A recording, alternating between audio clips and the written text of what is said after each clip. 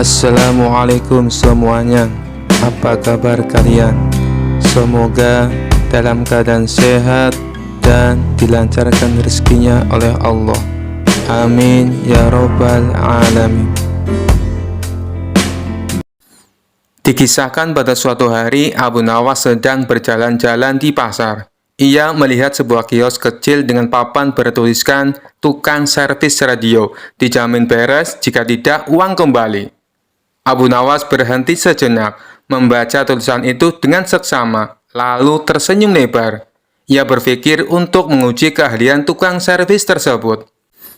Abu Nawas pulang ke rumah dan mencari sesuatu. Ia menemukan sebuah kotak kayu tua yang bentuknya mirip radio. Dengan sedikit kreativitas, ia menambahkan beberapa tombol palsu dari kayu dan sebuah antena bengkok. Kotak itu kini terlihat seperti radio tua yang sudah rusak. Ia membawa radio itu ke kios tukang servis. Assalamualaikum, sapa Abu Nawas. Waalaikumsalam tuan, silakan, ada yang perlu saya perbaiki? Jawab si tukang servis dengan ramah. Abu Nawas menyerahkan radio itu sambil berkata, radio ini sudah lama tidak menyala, tolong perbaiki agar kembali berfungsi dengan baik. Tukang servis menerima radio itu, memperhatikan sebentar lalu bertanya, ini radio jenis apa ya? Kok kelihatannya unik sekali? Abu Nawas menjawab dengan serius, ini radio keluaran kuno, warisan nenek moyangku. Tetapi kalau kau berhasil memperbaikinya, aku akan memberimu bayaran ekstra. Tukang servis mulai membongkar radio tersebut. Ia memeriksa antena, tombol-tombol, dan bagian dalamnya. Namun semakin ia memeriksa, semakin bingung. Karena radio itu ternyata hanyalah kotak kayu kosong. Tuan, ini bukan radio, ini hanya kotak kayu, seru tukang servis. Abu Nawas menggeleng sambil tersenyum. Tidak mungkin, itu radio keluarga kami yang sangat berharga. Kalau kau bisa memperbaikinya, aku minta uangku kembali sesuai jaminan di papanmu. Tukang servis terdiam. Ia tak ingin kalah, lalu ia berkata, baiklah tuan, beri aku waktu 1 hari untuk memperbaiki radio ini.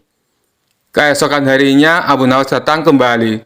Tukang servis menyerahkan radio itu sambil berkata, ini sudah selesai tuan, saya berhasil memperbaikinya. Abu Nawas terkejut, bagaimana mungkin, apa yang kau lakukan? Tukang servis menjawab sambil tersenyum, saya memasang kembali semua komponen yang rusak, membersihkan antena dan menyelaraskan tombol-tombolnya. Sekarang radio ini dalam kondisi terbaik. Abu Nawas memeriksa radio itu lalu berkata, tapi kenapa tidak ada suara apapun? Tukang servis menjawab, karena radio ini jenis kuno tuan. Radio ini hanya menyala jika pemiliknya bernyanyi sendiri. Silakan coba. Abu Nawas tertawa terbahak-bahak. Ia mengakui kecerdikan tukang servis tersebut. Baiklah, kau menang kali ini. Ini bayaranmu dan tambahan uang ekstra seperti janjiku. Tukang servis tersenyum puas, sementara Abu Nawas pulang dengan hati lega, meskipun ia tidak berhasil menjebak tukang servis yang cerdik tersebut. Sejak saat itu, mereka berdua menjadi sahabat baik dan sering berbagi cerita lucu. Kisah selanjutnya. Suatu hari, raja ingin mencari hiburan dan memutuskan untuk memancing. Ia memanggil Abu Nawas untuk menemaninya. Abu Nawas, hari ini kita akan pergi memancing di sungai, kata raja dengan semangat. Abu Nawas sedikit bingung, mengingat sudah lama tak turun hujan, dan sungai-sungai di daerah itu menjadi kering. Tetapi ia tidak berani menolak perintah raja, hanya tersenyum sambil mengikuti keinginan baginda raja. Sesampainya di tepi sungai, raja terkejut melihat sungai itu kering kerontang, hanya menyisakan beberapa batuan dan lumpur. Namun tak ingin terlihat salah, raja berpura-pura tetap tenang dan bersikap seperti biasa.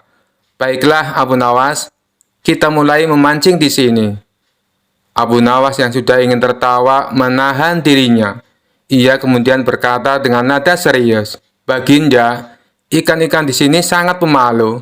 Kita harus memberi mereka umpan yang istimewa. Raja yang mulai bingung namun tak ingin terlihat kalah menjawab, kalau begitu bawa umpan apa saja asal kita dapat ikan.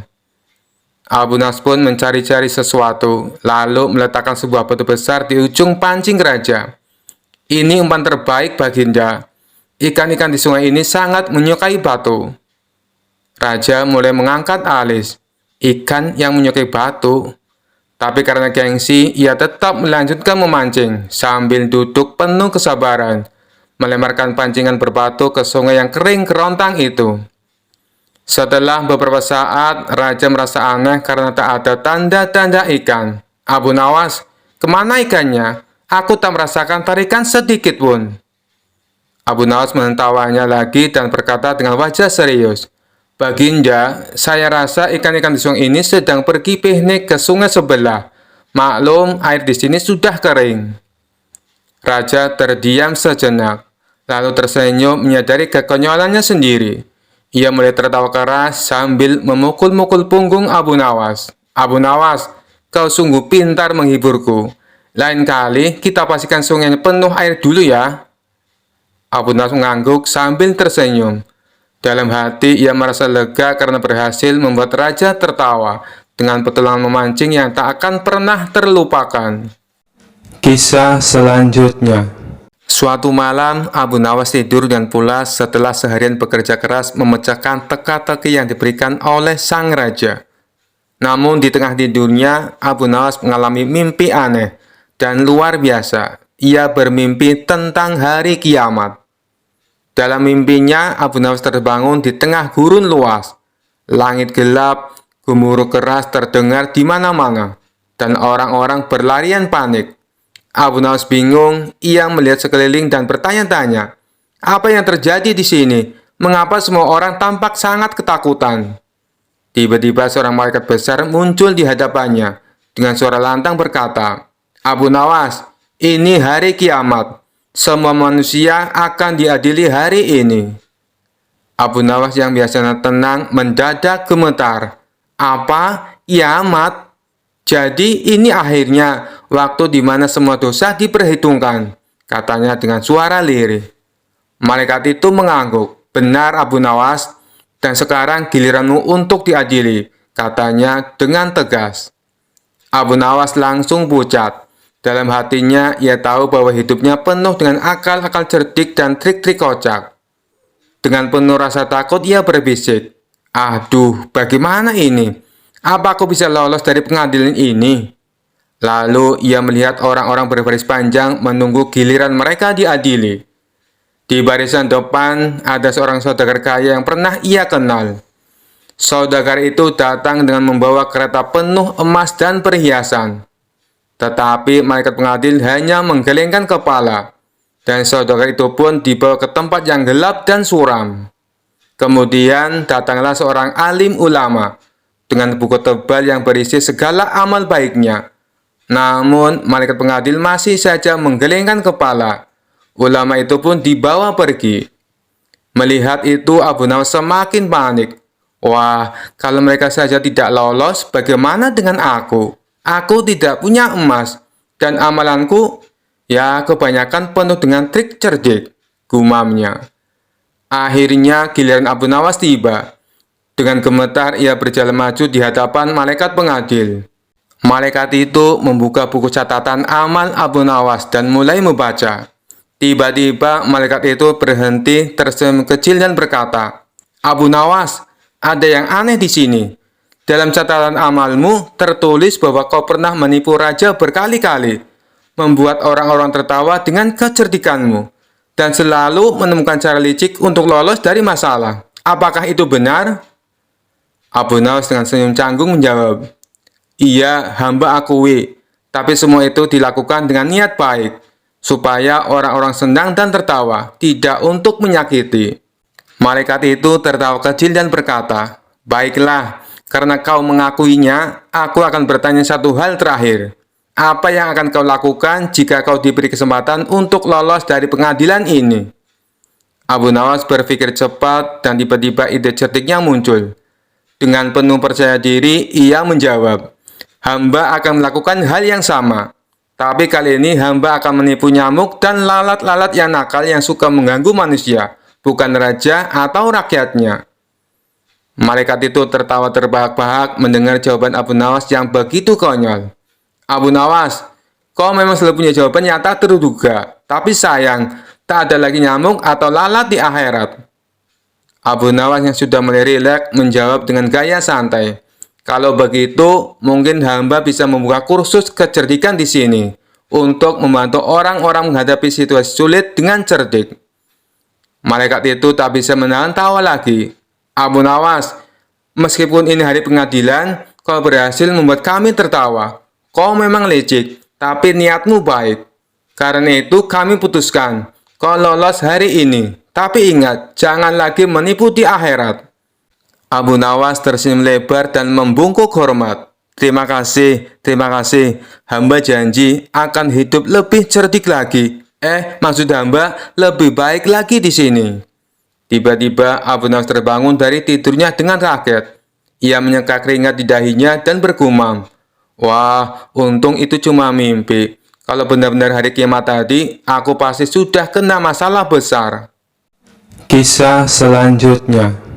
Di sebuah acara di Istana Raja Harun al-Rasyid hadir seorang tamu istimewa, yaitu Habib Ba'alawi, seorang ulama dari Yaman yang terkenal membanggakan nasabnya, yang katanya tersambung langsung ke Nabi Muhammad SAW. Habib ini tidak hanya berbicara tentang ilmu agama, tetapi juga sering menyisipkan cerita tentang garis keturunannya. Aku adalah keturunan Rasulullah, maka sudah sepantasnya aku dihormati lebih dari siapapun di sini. Katanya dengan suara lantang, membuat beberapa tamu istana merasa risih. Raja Harun yang tahu Abu Nawas pasti bisa menghibur suasana memanggilnya. Abu Nawas, kemarilah. Aku ingin kau berbincang dengan Habib Ba'alawi. Tapi hati-hati, dia sangat membanggakan garis keturunannya. Abu Nawas dengan senyum tipisnya segera menghampiri Habib Ba'alawi. Tuan Habib, sungguh mulia nasab Anda yang tersambung langsung ke Nabi. Saya ini hanya rakyat biasa. Tapi bolehkah saya bertanya? Silakan Abu Nawas, jawab Habib dengan nada tinggi, merasa posisinya lebih tinggi. Abu Nawas memulai dengan nada polos. Tuan Habib, karena nasab Anda sangat mulia, saya penasaran. Apakah kemuliaan itu otomatis membuat Anda bebas dari dosa? Habib Ba'alawi menjawab dengan yakin. Tentu saja tidak. Tapi keturunan Nabi memiliki tanggung jawab besar untuk menjaga martabat dan kehormatan. Luar biasa, kata Abu Nawas sambil mengangguk-angguk. Berarti jika Anda melakukan kesalahan, kesalahan itu tidak bisa disalahkan pada Nabi kan? Tentu saja tidak, jawab tegas sang Habib. Kalau begitu Tuan Habib, lanjut Abu Nawas dengan senyum lecek. Mengapa Anda terus-menerus membanggakan nasab Anda? Bukankah yang penting itu amal perbuatan, bukan asal keturunan? Para tamu istana langsung menahan tawa. Sang Habib mulai gugup, tetapi mencoba mempertahankan wibawanya. Habib Ba'alawi menjawab dengan nada tinggi. Nasabku adalah kehormatan yang harus dijaga.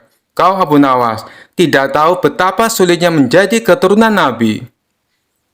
Abu Nawas tersenyum santai. Tuan Habib, saya bukan keturunan Nabi, tapi saya tahu satu hal. Di akhirat nanti, Tuhan tidak akan bertanya siapa nenek moyang kita, tetapi apa yang sudah kita lakukan di dunia ini. Sang Habib mulai terpojok, tetapi tetap mencoba membalas. Tapi Abu Nawas, kau harus tahu, aku ini ibarat akar yang mulia, sedangkan kau mungkin hanya ranting liar yang tumbuh di mana-mana. Abu Nawas tertawa kecil. Tuan Habib, akar memang penting. Tapi jika pohonnya tidak berbuah, apa gunanya? Sedangkan ranting liar seperti saya, meskipun kecil, kadang bisa memberi buah yang manis. Raja Harun al-Rasyid langsung tertawa terbahak-bahak mendengar jawaban Abu Nawas. Para tamu pun ikut tertawa, sementara wajah Habib mulai memerah karena malu. Melihat suasana semakin panas, Abu Nawas menambahkan, Tuan Habib, jangan marah. Anda seperti permata. Saya seperti batu biasa, tapi ingat, bahkan permata tetap harus diasah agar berharga. Sedangkan batu biasa seperti saya, kadang bisa menjadi pondasi rumah yang kuat. Sang Habib hanya terdiam, menyadari bahwa Abu Nawas tidak hanya cerdas tetapi juga berbicara dengan penuh makna. Dengan malu-malu ia berkata, "Abu Nawas, kau benar. Aku harus lebih banyak belajar rendah hati." Abu Nawas tersenyum, "Tuan Habib, kita semua belajar. Saya pun belajar dari Anda. Tapi jangan terlalu sering bicara tentang nasab, karena Tuhan menilai dari hati, bukan dari silsilah." Raja Harun tertawa puas. "Abu Nawas, kau telah menyelamatkan acara ini dari kebosanan. Habib, anggap ini pelajaran berharga." Sejak itu, Habib Ba'alawi lebih berhati-hati dalam membanggakan nasabnya. Sementara Abu Nawas kembali menjadi pahlawan cerdik istana yang dihormati semua orang. Kisah selanjutnya. Kabar kecerdikan dan kecerdasan Abu Nawas kian tersebar di seluruh penjuru negeri Baghdad. Cara menyelesaikan masalah Abu Nawas sangat nyeleneh, namun selalu memberi keputusan yang adil. Nama Abu Nawas pun sampai ke istana, hingga ke telinga Baginda Raja Harun al-Rasyid. Suatu hari, Raja mengumpulkan semua menterinya di istana dan menanyakan soal Abu Nawas. "Adakah di antara kalian yang paham dengan Abu Nawas?" tanya Raja mengawali pembicaraan. Mendengar pertanyaan Baginda Raja, seketika itu pula seluruh menteri yang hadir berdiri sambil menundukkan kepala, pertanda bahwa mereka juga mendengar nama Abu Nawas. "Apakah kalian tahu di mana Abu Nawas tinggal?"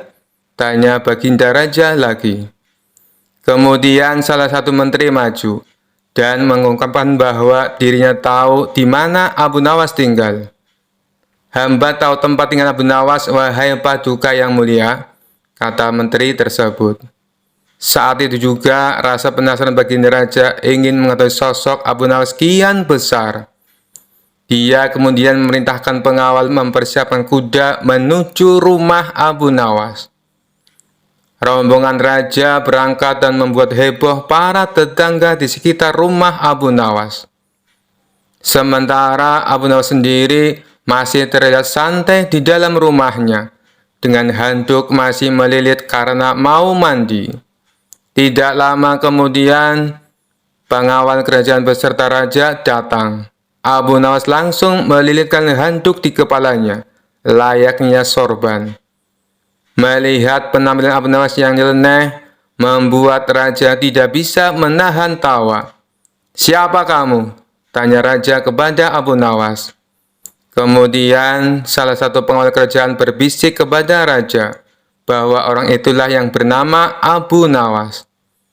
Namun Abu Nawas justru menjawab pertanyaan raja dengan nyeleneh. "Saya ini adalah Dewa Bumi Paduka yang mulia." Mendapat jawaban itu, raja tidak mau kalah cerdik. Kemudian meladeni dengan pertanyaan yang nyeleneh juga kepada Abu Nawas. "Jika kamu memang Dewa Bumi, tolong besarkan bentuk mata para pengawalku yang sipit ini," pinta Baginda Raja. Abu Nawas yang cerdik juga tidak mau kalah. Dia kemudian langsung memberi jawaban yang membuat raja kagum. "Ampun Baginda Raja, untuk membesarkan bentuk mata prajurit Baginda, itu adalah tugas Dewa Langit. Saya ini Dewa Bumi, dan hanya bertugas bagian pusar ke bawah. Sedangkan pusar ke atas itu tugas Dewa Langit," elas Abu Nawas. Raja pun tertawa dengan jawaban itu, dan mengundang Abu Nawas datang ke istananya. Begitu tiba di istana, Abu Nawas diajak masuk ke ruangan raja yang di situ hanya ada mereka berdua. Tidak lama kemudian, datang istri raja atau permaisuri membawa 5 butir telur. Saat itu juga terlintas di pikiran raja untuk memberikan pertanyaan sulit kepada Abu Nawas.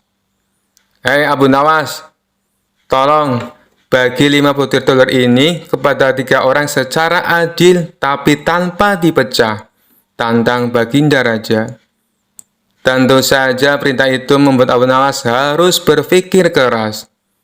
Namun karena dia sangat cerdas, perintah itu pun langsung dijalankan oleh Abu Nawas. 1 telur untuk Baginda, karena Baginda Raja sudah memiliki 2 telur.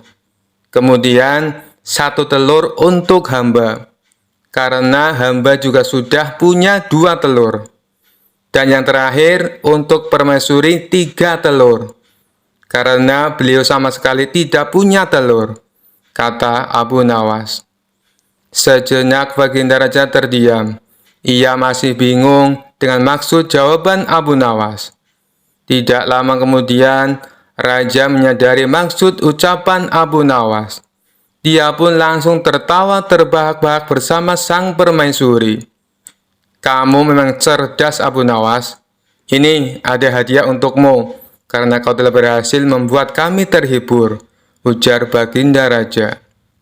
Sejak saat itu, Abu Nawas selalu diundang Raja untuk menemaninya sekaligus memberikan perjalanan sulit kepada Abu Nawas. Kisah selanjutnya diceritakan suatu hari Baginda Raja mengundang beberapa ulama berkumpul di istananya. Tentu saja Abu Nawas juga hadir dalam pertemuan tersebut.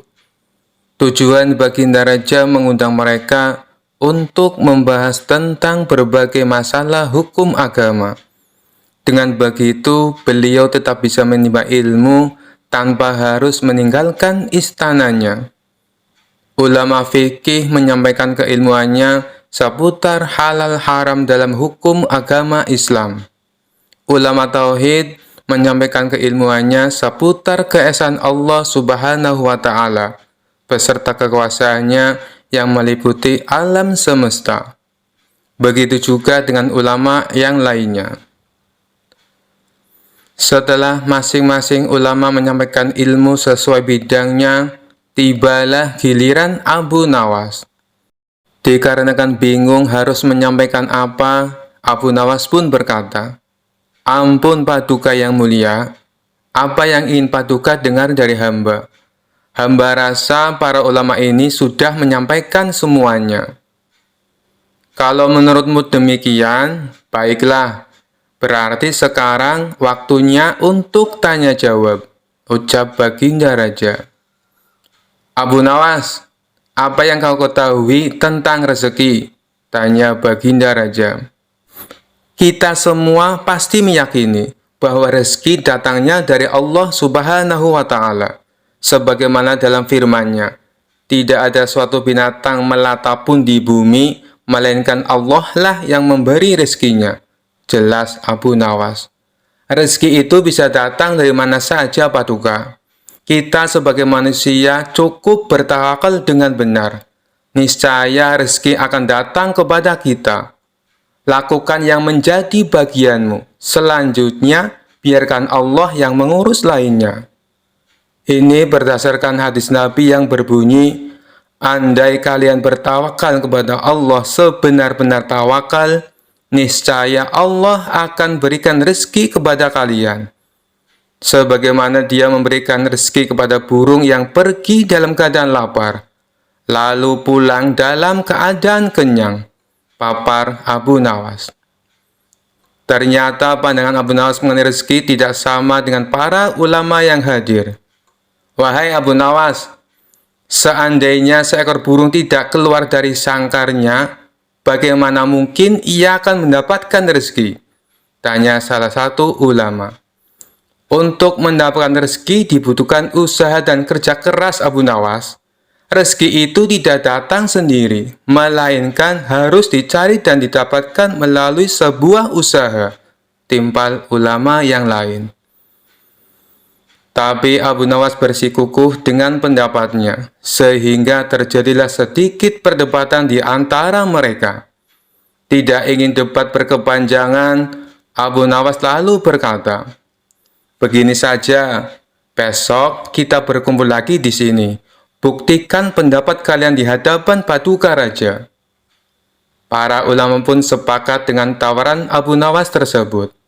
Abu Nawas dan para ulama kemudian pamit kepada Baginda Raja meninggalkan istana. Setelah berpamitan kepada Baginda Raja, Abu Nawas pun segera pulang ke rumahnya, sebab ia harus mengajar murid-muridnya. Sementara para ulama tersebut sibuk mencari cara untuk membuktikan pendapat mereka. Sampai pada akhirnya, saat berjalan pulang menyusuri sebuah desa, para ulama melihat penduduk setempat sedang panen buah kurma.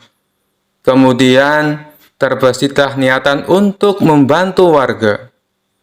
Setelah selesai dengan pekerjaannya, para ulama ini mendapat imbalan beberapa ikat buah kurma dari warga setempat. Mereka senang bukan main. Para ulama itu senang bukan karena mendapatkan kurma, tetapi memiliki alasan untuk menyampaikan kepada Abu Nawas dan Baginda Raja bahwa pendapat mereka soal rezeki adalah benar. Kita mendapatkan buah kurma karena berusaha dan bekerja, sedangkan Abu Nawas hanya diam di rumah. Mana mungkin dia mendapatkan kurma? Ini menunjukkan bahwa rezeki bisa didapat bila mencarinya dan bekerja. Jadi pendapat kita sudah benar. Besok kita bawa ini sebagai buktinya. Kita tunjukkan kepada Abu Nawas dan Baginda Raja, kata salah satu ulama kepada kawannya. Maka pada keesokan harinya, para ulama ini datang ke istana. Sesampainya di sana, ternyata sudah ada Abu Nawas duduk di hadapan Baginda Raja. Melihat para ulama sudah datang, Baginda Raja segera menyambutnya. "Kemarilah, silakan duduk tuan-tuan," sambut Baginda Raja. Mereka lalu duduk bersebelahan dengan Abu Nawas. Salah satu ulama kemudian berkata, "Ampun Paduka yang mulia, sesuai dengan janji kami membawakan bukti atas pendapat kami. Kami rasa pendapat Abu Nawas kurang tepat. Justru pendapat kamilah yang lebih tepat." Mendengar hal itu, Baginda Raja pun bertanya, "Bukti apa yang kalian bawa?" Para ulama ini segera menunjukkan beberapa ikat buah kurma, lalu meletakkannya di hadapan Abu Nawas dan Baginda Raja. "Buah kurma ini kami dapat karena kemarin kami bekerja membantu warga panen kurma.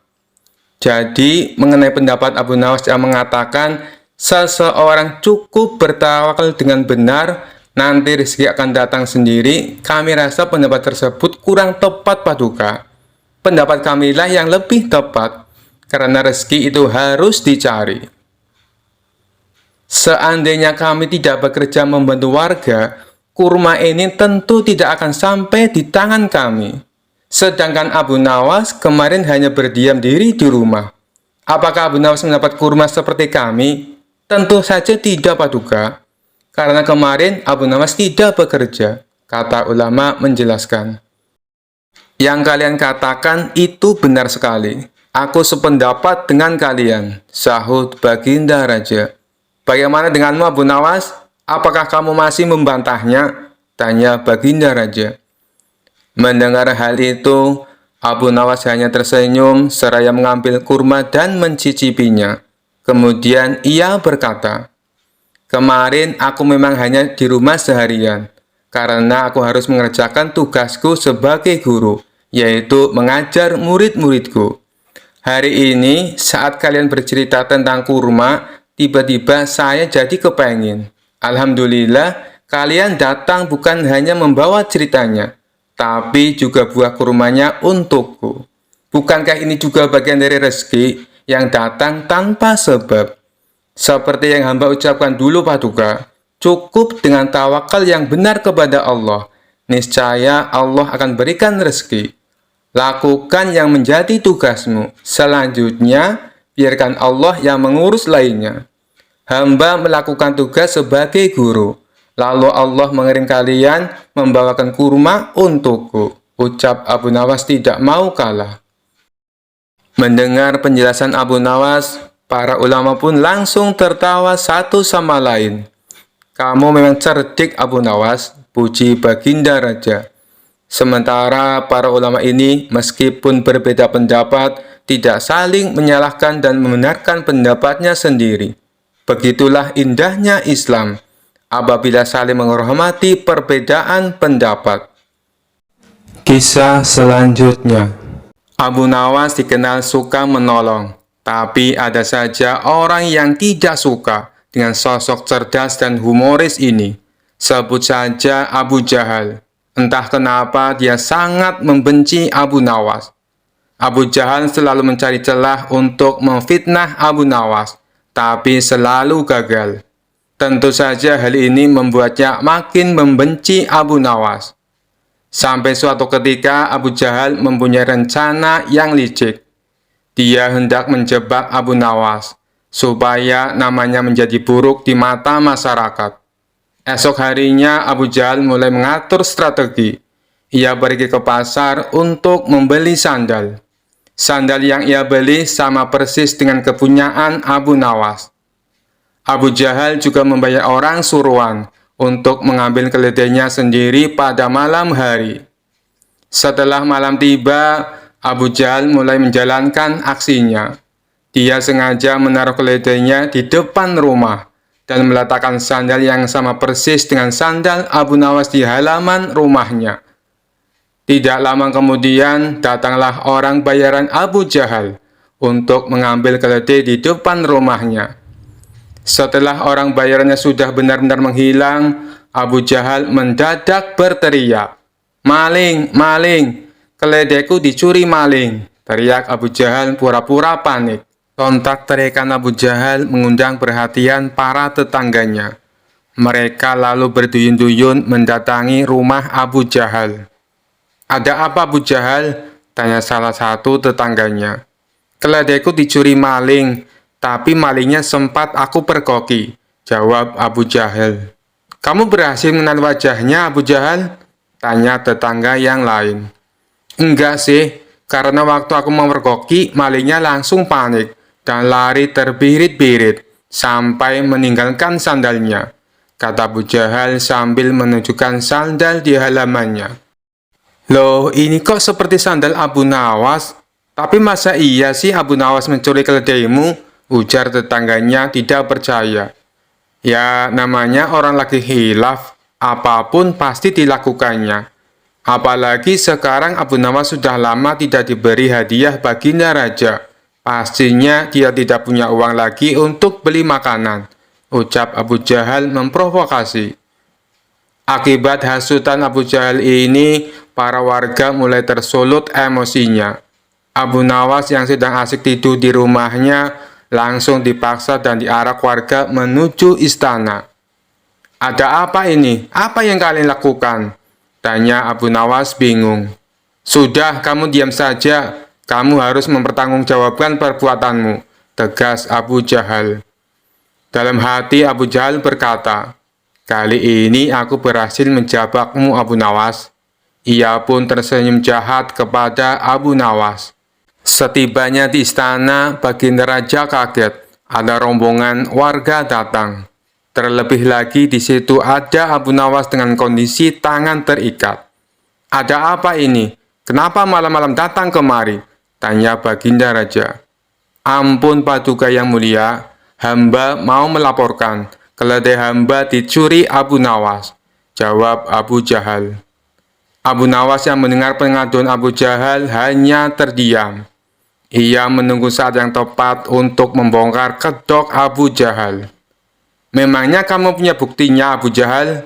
Apakah keledaimu ada di rumah Abu Nawas?" tanya baginda raja. "Keledainya memang tidak ada di rumah Abu Nawas. Bisa saja dia menaruhnya di tempat lain Paduka yang mulia. Tapi saya punya bukti yang lain," ucapnya. "Coba tunjukkan bukti yang kamu punya Abu Jahal," perintah baginda raja. Ia lalu menunjukkan sandal yang mirip dengan milik Abu Nawas. "Ini buktinya Paduka yang mulia. Waktu hamba memergoki, Abu Nawas lari terbirit-birit sampai meninggalkan sandalnya di halaman rumah hamba," tutur Abu Jahal. "Apa benar itu sandal kamu Abu Nawas?" tanya baginda raja kepada Abu Nawas. "Bukan baginda raja, tapi sandal itu memang mirip dengan sandal hamba," jawab Abu Nawas. "Kamu jangan mencoba mengelak Abu Nawas, jelas-jelas itu sandalmu," bentak Abu Jahal. Sudah, berikan sandal itu kepadaku," pinta baginda raja kepada Abu Jahal. Setelah Abu Jahal memberikan sandal tersebut, baginda raja lalu memanggil Abu Nawas. Abu Nawas, kemarilah, coba pakai sandal ini, perintah baginda raja. Setelah dicoba, sandal yang dibawa Abu Jahal tidak muat di kaki Abu Nawas. Melihat hal itu, Abu Jahal mulai belingsatan. Mukanya pucat dan keringat dingin mulai keluar dari tubuhnya. Ini jelas-jelas bukan sandal Abu Nawas. Kamu jangan menuduh orang sembarangan. Atau jangan-jangan kamu ingin memfitnah Abu Nawas. Bentak baginda raja geram kepada Abu Jahal. Dengan mulut terbata-bata, Abu Jahal menjawab, "Maaf Paduka yang mulia, hamba kira itu sandalnya Abu Nawas." Ternyata Abu Jahal salah perhitungan saat membeli sandal yang mirip dengan sandal Abu Nawas. Abu Jahal tidak mencocokkan dengan ukuran kaki Abu Nawas. Di saat Abu Jahal mulai terbongkar rencana busuknya, Abu Nawas langsung melancarkan aksinya.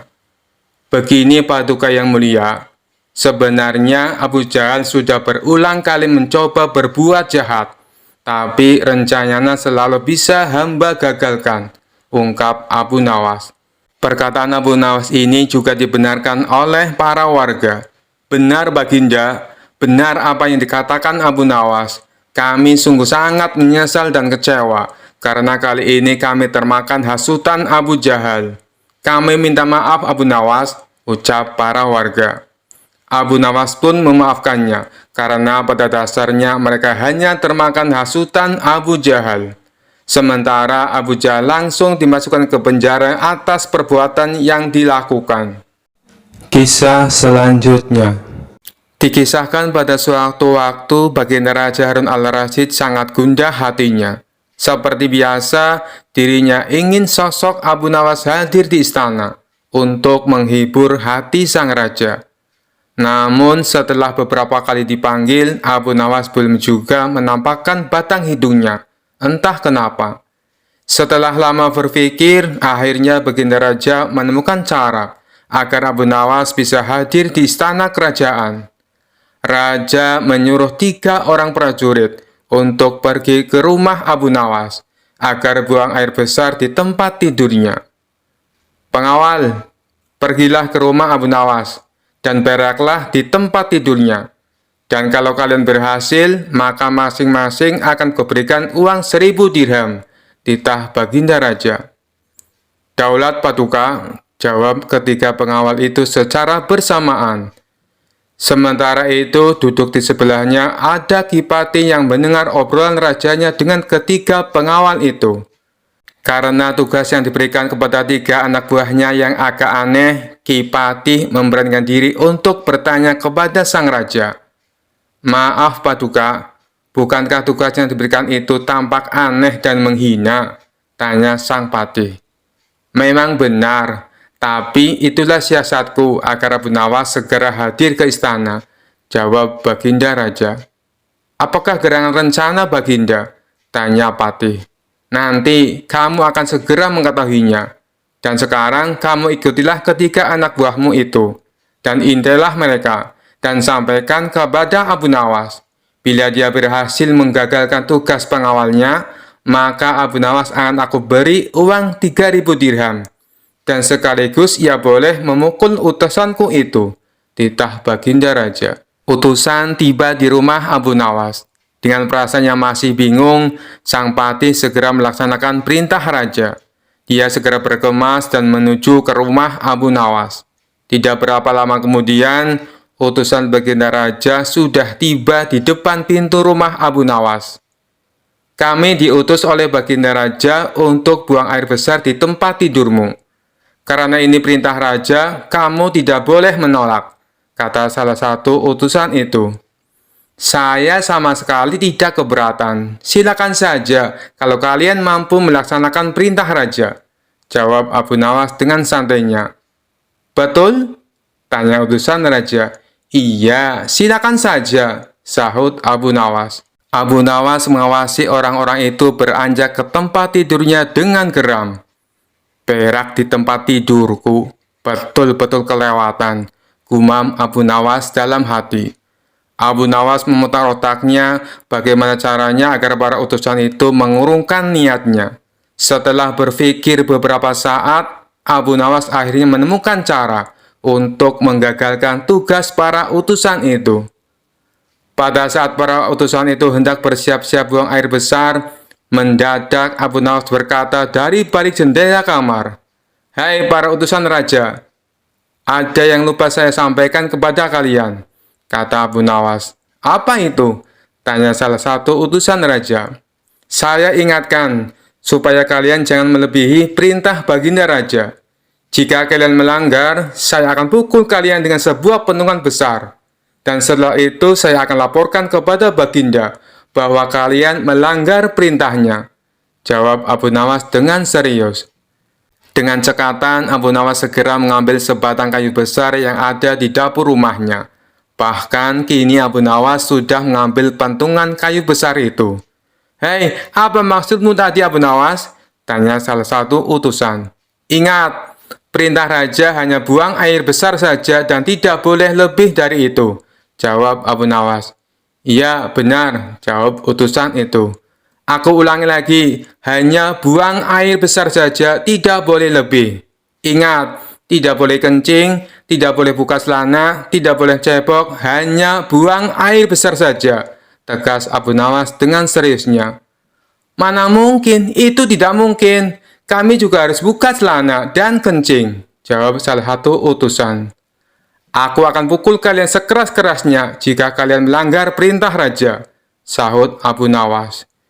Para utusnya itu saling pandang kebingungan dengan ucapan Abu Nawas itu. Tiba-tiba ada suara seseorang yang memanggil Abu Nawas. "Abu Nawas!" Karena ada suara yang sudah tidak asing lagi didengar, Abu Nawas serta para utusan segera berkumpul untuk menemui asal suara itu. Ternyata suara itu adalah suara Kipati, yang merupakan orang kepercayaan baginda Raja Harun al-Rasyid. "Aku sudah mendengar perdebatan kalian. Baginda Raja memang merintahkan para utusan untuk berak di tempat tidurmu. Jika 3 orang ini sanggup, mereka masing-masing akan mendapatkan 1000 dirham. Jika mereka gagal, maka mereka boleh engkau pukul sesuka hatimu," kata Kipati. "Oh, begitu. Lalu hadiah dari baginda untukku berapa, tuanku?" tanya Abu Nawas. "Sekarang juga engkau boleh menghadap baginda raja untuk menerima 3000 dirham," jawab Kipati. "Hah?" Abu Nawas kaget disertai rasa gembira. Segera saja Abu Nawas mengambil pentungan. Lalu 3 orang utusan yang mau buang air besar tadi dipentungi pantatnya. "Ampun Abu Nawas, apa kalian mau buang air besar di tempat tidurku?" "Tidak, ampun." Ketiga utusan itu lari terbirit-birit. Kipati dan Abu Nawas tertawa terpinggal-pinggal dibuatnya. Sesaat setelah itu Kipati berkata, "Abu Nawas, baginda sangat yakin engkau dapat mengatasi masalah ini. Baginda memang menginginkan kehadiranmu di istana untuk menghibur hatinya yang saat ini sedang gundah gulana." Abu Nawas menyetujui permintaan sang pati, dan mereka segera berangkat menuju istana setelah semua persiapan dilakukan. Kisah selanjutnya dikisahkan pada suatu pagi hari, Abu Nawas muda sedang duduk-duduk bersantai di teras rumahnya. Beberapa saat kemudian, datanglah seorang komandan dengan beberapa prajuritnya. Sang komandan bertanya, "Wahai anak muda, di manakah aku bisa menemukan tempat untuk bersenang-senang di daerah sekitar sini?" "Kalau tidak salah, di sebelah sana," jawab Abu Nawas. "Di manakah tempat itu?" tanya salah seorang prajurit dengan sifat yang tidak menghargai. "Pergilah ke arah sana, lurus tanpa belok-belok, maka kalian akan menjumpai tempat untuk bersenang-senang," jawab Abu Nawas. Rombongan tentara kerajaan itu akhirnya pergi juga menuju tempat yang sudah ditunjukkan oleh Abu Nawas. Setelah beberapa saat, kagetlah mereka semua, karena tempat yang mereka cari tidak ditemukan, kecuali hanya sebuah komplek kuburan yang sangat luas. Dan tentu saja hal itu membuat para tentara berang karena merasa telah ditipu oleh pemuda tersebut. Mereka pun kembali lagi ke tempat Abu Nawas. "Wahai anak muda, keluarlah engkau. Kenapa engkau berani sekali membohongi kami?" tanya sang komandan yang tidak tahu kalau yang diajak bicara itu sebenarnya adalah Abu Nawas, si penasehat kerajaan. "Siapakah engkau ini? Berani sekali membohongi kami," tanya salah seorang prajurit. "Aku adalah Abdi," jawab Abu Nawas. Komandan dan para prajurit merasa geram dan marah. "Prajurit, tangkap dia!" seru komandan. "Engkau akan aku bawa ke panglima kami," kata komandan. Rupanya Abu Nawas hendak dihadapkan ke panglima kerajaan mereka. "Wahai panglima, kami telah menangkap seorang pembohong yang berani membohongi pasukan kerajaan," kata komandan. "Alangkah lancangnya si pemuda ini karena sudah berani berbohong," lanjut komandan. Panglima bersikap biasa saja, malah dia bahkan memerintahkan kepada prajurit untuk melepaskan borgol yang ada pada tangan Abu Nawas. Komandan dan para prajurit terkejut dan merasa heran. Ada apa gerangan ini? Setelah itu, Panglima pun mendekati Abu Nawas dan berkata, "Tuan Abu, maafkan perbuatan anak buahku di sini ya," kata Panglima itu dengan sangat sopannya. Laki-laki gagah dan tampan itu memang sudah saling mengenal satu sama lain, karena mereka sering kali bertemu ketika sang khalifah mengundangnya ke istana. Betapa terkejutnya sang komandan dan para prajuritnya. Perasaan sombong dan congkak yang tadi menyelimuti mereka seakan berubah menjadi rasa takut. "Wahai Tuan Abu, sebenarnya kebohongan apa yang mereka sangkakan kepadamu?" tanya Panglima. "Wahai Panglima, mereka memintaku untuk menunjukkan tempat untuk bersenang-senang. Tentu saja aku tunjukkan kuburan, karena kuburan adalah tempat yang lebih baik bagi orang-orang yang taat kepada Allah. Di sana pula dia akan mendapatkan hidangan yang nikmat dari Allah, terbebas dari rasa fitnah dan kejahatan manusia dan makhluk lainnya," jawab Abu Nawas dengan tenangnya. Mendengar jawaban pemuda itu, segera saja komandan mendekati Abu Nawas dan berkata, "Maafkan hamba Tuanku Abu. Andai saja aku mengetahui bahwa Tuan adalah Tuan Abu, tentu kami tidak akan berani membawa Tuan ke hadapan Panglima," kata komandan lagi. "Wahai komandan, apakah aku telah membohongi kalian? Bukankah aku berkata benar? Aku adalah abdi, dan setiap orang adalah abdi Allah, termasuk kalian semuanya," kata Abu Nawas. "Anda benar, tuanku," jawab komandan. Komandan dan prajurit yang telah menangkap Abu Nawas merasa malu jadinya. Kisah selanjutnya. Dikisahkan ada saudagar yang sangat dermawan. Setiap hari ia selalu menyantuni fakir miskin dan anak-anak yatim. Dengan kelebihan inilah, kemanapun dia pergi selalu ditemani kerabat serta para tetangga. Suatu hari saat bersama kawannya, saudagar kaya raya itu terlihat murung, seperti tengah memikirkan sesuatu. Melihat perilaku tidak biasa tersebut, salah seorang temannya bertanya, "Wahai kawan, apa yang kau pikirkan? Kenapa terlihat sedih?" Ujar salah seorang teman kepada saudagar itu. "Selama ini, dimanapun berada, aku selalu ditemani orang-orang. Apakah nanti, ketika aku meninggal, ada yang mau menemaniku di kuburan?" kata saudagar itu. Mendengar jawaban tersebut, semua kawannya terdiam. Sebab mana mungkin ada yang mau menemani mayat di kuburan. Ternyata kegelisahan saudagar tersebut terus menghampiri sepanjang hari.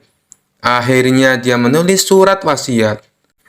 "Barang siapa yang mau menemaniku selama 40 hari di dalam kubur setelah aku mati nanti, aku akan beri warisan separuh dari harta peninggalanku."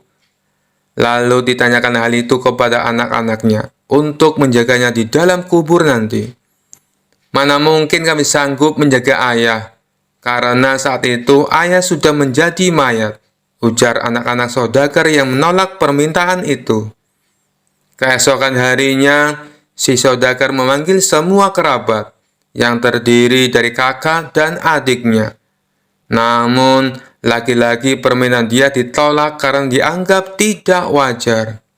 Mana ada orang yang sanggup melakukan itu, meskipun setengah dari hartamu diberikan, kata para kerabat menjelaskan. Dengan perasaan sedih, saudagar tersebut memerintah ajudannya untuk mengadakan sayembara ke seantero negeri. Sayembara tersebut berisi, barang siapa yang berani menemaninya selama 40 hari di dalam kubur saat ia meninggal, maka akan diberi setengah harta dari kekayaannya. Tidak lama sayembara itu diumumkan, sang saudagar pun meninggal dunia. Kuburannya dihias megah dengan segala perlengkapan. Di saat bersamaan, Abu Nawas mendengar sayembara itu. Dengan tergesa-gesa, dirinya menuju rumah si saudagar untuk memberitahu bahwa ia bersedia menjalani sayembara tersebut. Keesokan harinya, dikemukakanlah saudagar itu. Abu Nawas pun ikut masuk ke liang lahat sambil membawa kapak berharganya yang setiap hari menemani bekerja mencari kayu di hutan. Setelah seluruh pelayat pergi, hanya tersisa Abu Nawas menemani jenazah di liang lahat. Tidak lama kemudian, malaikat mungkar nakir bertanya ke jenazah tersebut. Menyadari siapa yang datang, Abu Nawas pun sedikit menjauh dari mayat saudagar kaya itu. Dalam hati Abu Nawas berpikir, sudah tiba saatnya mayat itu diinterogasi. Namun ternyata yang ditanya bukanlah mayat saudagar, tetapi kedua malaikat itu malah menuju ke arahnya. "Apa yang kau lakukan di sini?" ujar malaikat mungkar dan nakir. "Aku sedang menemani mayat ini selama 40 hari untuk mendapatkan setengah harta warisannya," jawab Abu Nawas. "Apa saja harta yang kau miliki?" tanya kedua malaikat lagi. "Hartaku hanya kapak ini," jawab Abu Nawas lagi. Ternyata kedua malaikat itu terus bertanya, sampai pada pertanyaan, "Di mana kau mendapatkannya?" "Aku membelinya," jelas Abu Nawas. Dari sanalah setiap hari Abu Nawas ditanya seputar kapak dan pekerjaannya. Di hari ke-40, kedua malaikat itu datang kembali dan bertanya seputar kapak tersebut. Sebelum menjawab, Abu Nawas sudah membuka pintu kubur itu. Di luar ternyata sudah ada kerabat saudagar tersebut. Abu Nawas yang berlari sambil berteriak pun berkata, "Kalian ambil saja semua harta warisannya, karena aku sudah tidak menginginkannya." Mereka semua heran atas sikap Abu Nawas. Sesampainya di rumah, Abu Nawas berkata kepada istrinya, "Aku sudah tidak menginginkan harta warisan dari mayat itu." "Kenapa kau talak? Padahal kau sudah menyelesaikan tugas, dan itu menjadi hakmu," ujar sang istri. Abu Nawas pun menceritakan pengalamannya di dalam kubur, yang bertemu malaikat mungkar dan nakir, yang terus bertanya seputar kapaknya selama 40 hari. Padahal itu adalah harta satu-satunya. Bagaimana kalau dia memiliki harta banyak? Berapa pertanyaan nantinya? Kisah selanjutnya diceritakan Abu Nawas dan istrinya diundang oleh Baginda Raja untuk jamuan makan malam dalam rangka memperingati perkawinan emas sang raja. Karena diundang dalam acara itu, maka Abu Nawas dan istri tercinta yang cantik jelita mempersiapkan segala sesuatunya, mulai dari baju, perhiasan, dan harum-haruman. Kemudian Abu Nawas berkata kepada istrinya, "Istriku, hari ini kita harus tampil beda dari sebelumnya untuk menghargai undangan dari Baginda Raja. Berhias dan percantiklah dirimu, wahai istriku. Delima merahku yang cantik buat semua para tamu undangan dan raja terkesima." Mendengar pujian dari Abu Nawas, istrinya hanya tersenyum malu. Memang istrinya Abu Nawas terkenal dengan kecantikannya, tapi disembunyikan oleh cadar dan kerudung. Singkat cerita, Abu Nawas dan istrinya tiba di gerbang istana dan disambut oleh pengawal dan Perdana Menteri, kemudian diantar ke tempat perjamuan malam yang sudah dihadiri oleh para tamu undangan. termasuk baginda raja beserta keluarga kerajaan. Kemudian raja langsung berdiri menyambut kedatangan Abu Nawas dan istrinya, serta mempersilahkan mengambil tempat di samping raja. Tanpa basa-basi dan panjang lebar, baginda raja membuka acara tersebut dan memberikan kata sambutan yang ringkas dan pendek. Acara makan malam pun dimulai. Karena acara makan malam diadakan di luar istana, tepat di aula pertemuan, sehingga angin malam yang sepoi-sepoi langsung bisa menerpa para tamu undangan. Acaranya meriah dan penuh canda tawa dari para tamu undangan. Tanpa diduga-duga, tiba-tiba cuaca mulai berubah dan angin mulai bertiup agak kencang. Tanpa disengaja, hembusan angin menerpa cadar dari istrinya. Hal itu membuat wajah istrinya Abu Nawas tersingkap dan terbuka. Para tamu undangan termasuk raja melihat wajah dari sang istri. Semua orang terkesima tanpa terkecuali. Raja pun terkagum-kagum dibuatnya. Dengan cekatan dan sigap, Abu Nawas menutup cadar istrinya yang terbuka tadi. Raja masih terkesima, dan dengan senyum kecil raja berbisik halus ke telinga Abu Nawas. "Ternyata engkau menyimpan mutiara Baghdad, Abu Nawas." Kemudian Abu Nawas membalas bisikan raja, "Justru karena mutiara, makanya saya sembunyikan dari tangan-tangan jahil yang tidak bertanggung jawab." Mendengar jawaban itu, wajah baginda raja berubah kemerah-merahan dan menahan malu. Singkat cerita, acara makan malam pun selesai. Para tamu undangan satu persatu meninggalkan aula pertemuan, hingga yang tertinggal hanya baginda raja dan Abu Nawas beserta istrinya.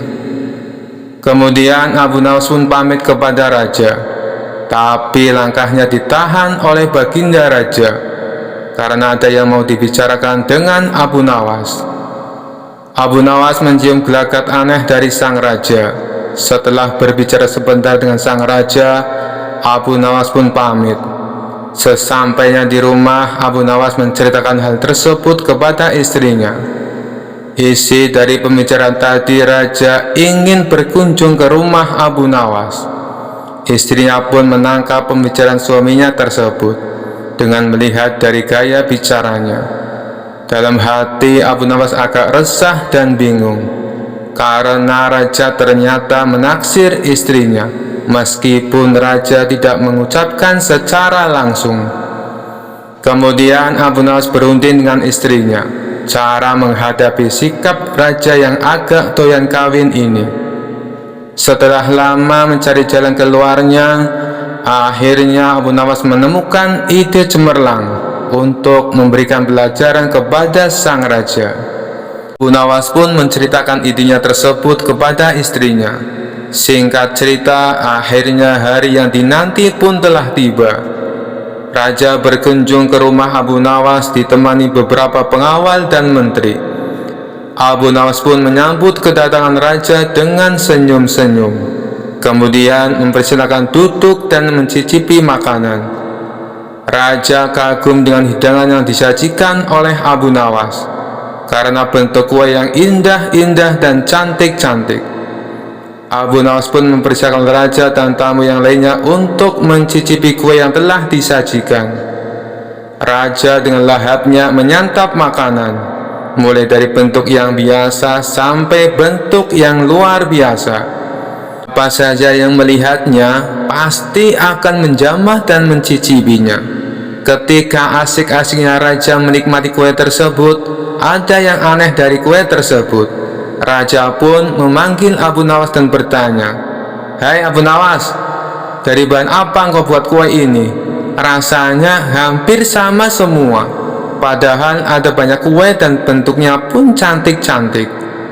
Abu Nawas pun tersenyum, "Baginda raja, bahan kuenya dari buah labu," sambil berbisik halus di telinga sang raja. "Intinya semua sama saja rasanya, meskipun bentuk dan rupanya berbeda-beda. tapi rasanya ya laku juga. Mendengar itu raja tersentak kaget dan dia menyadari kekeliruan yang dibuatnya selama ini. Sekian dulu perjumpaan kita kali ini. Sampai bertemu lagi di kisah-kisah selanjutnya. Terima kasih yang sudah subscribe dan setia menonton channel ini.